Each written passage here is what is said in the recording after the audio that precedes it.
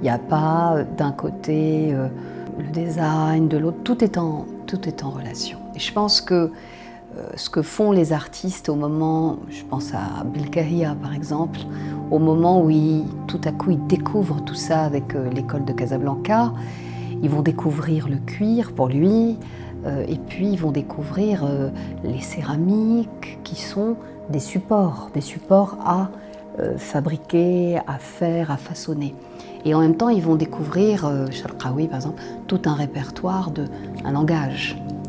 Et puis je pense à Qasimi ou d'autres qui sont plutôt dans des murs gharib, des gens qui sont plutôt dans des mondes reconstruits, qui sont d'ailleurs des architectures presque en 2 dimensions, mais qui sont des atmosphères. Donc toute cette matrice qui est à la fois dans les paysages et dans notre héritage, je pense que tous les artistes d'aujourd'hui, ils sont infiniment sensibles. Parce que cette frontière entre art et artisanat, elle est très très fragile.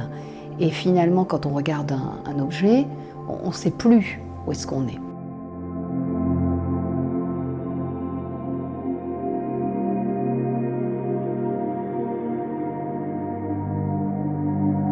Quand on dit matérialité, artisanat ou architecture, pour moi, on va penser pour l'architecture architectonique. C'est-à-dire que le pisé, ce n'est pas juste une matière extraordinaire, c'est une mise en œuvre qui génère des formes particulières. Une pierre, hein, si c'est un schiste, elle va donner une forme, là encore, tout à fait particulière. Le béton, il est extrêmement plastique, il va donner toutes sortes de formes, mais il n'aura pas l'intensité et la capacité de capturer la lumière comme une terre. Donc je pense qu'il y a aussi toutes ces matrices qui sont offertes à nous, qui sont des fabriques en soi. Et du coup, on y est complètement sensible. Ça nous nourrit. Et automatiquement, on a envie soit de les garder tels quels, hein, et de ramener des morceaux de palmier et de les poser, soit d'en faire quelque chose, d'être transformé.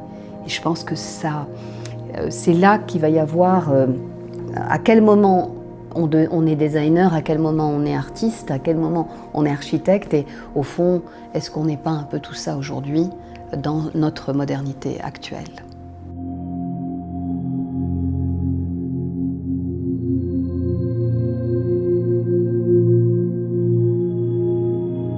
Et donc, il y a aussi cette question d'un nivellement égalitaire entre Mehmet Elmine, par exemple, entre Mehmet Elmine et moi-même, et il n'y a pas d'hiérarchie, etc.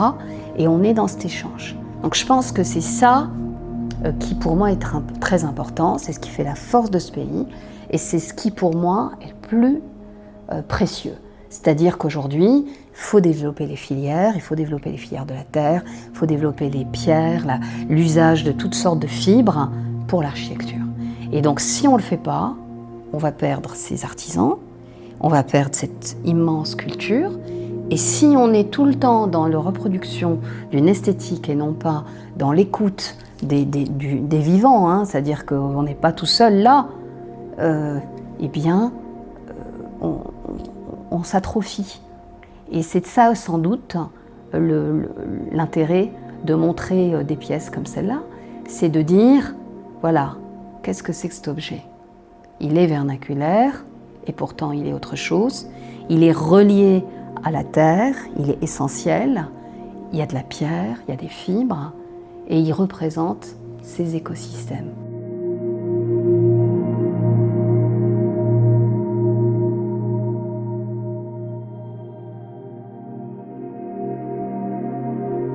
Amina qui décroche du métier à tisser, Soumaya Jalel, qui travaille la haute lisse ou la basse lisse et puis qui va rester aussi dans des choses comme ça, très proches d'une matière et dans les transparences. Et puis je pense à Tate Modern il y a 2 ans, les Abrakan de Magdalena Abrokanovic. Ça c'était extraordinaire, où elle aussi, elle couche le métier, elle retravaille la trame. Et donc je pense qu'il y a une immense possibilité, et ce qui n'est pas, qui est en train d'émerger, je crois, c'est tout ce qui va se faire à partir, J'avais vu ça à la Biennale de Saint-Étienne sur le design, il y a 2019 ça doit être, hein, biotechnologie des fibres et des algues. Et donc on arrive aujourd'hui à produire des choses extraordinaires.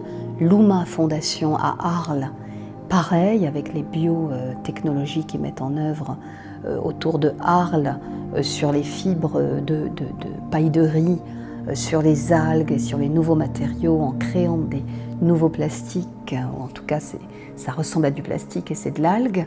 Donc je pense qu'il y aurait beaucoup de choses qu'on pourrait développer en laboratoire aussi, à côté de la filière textile classique.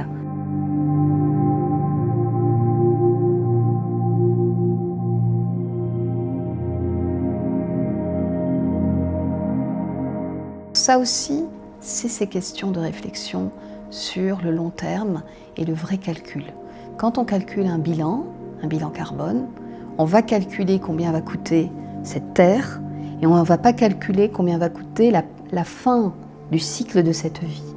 Or, nous, quand on fait un cycle de vie où la terre qu'on a excavée, on va s'en servir, on va fabriquer sur le champ, parce qu'on n'a pas besoin d'avoir une immense matrice, et on va s'en servir et on va la mettre en œuvre sur place, et on va consommer que ce qu'on aura, et ensuite on va injecter de l'intelligence humaine, et bien à ce moment-là, on va avancer très très vite.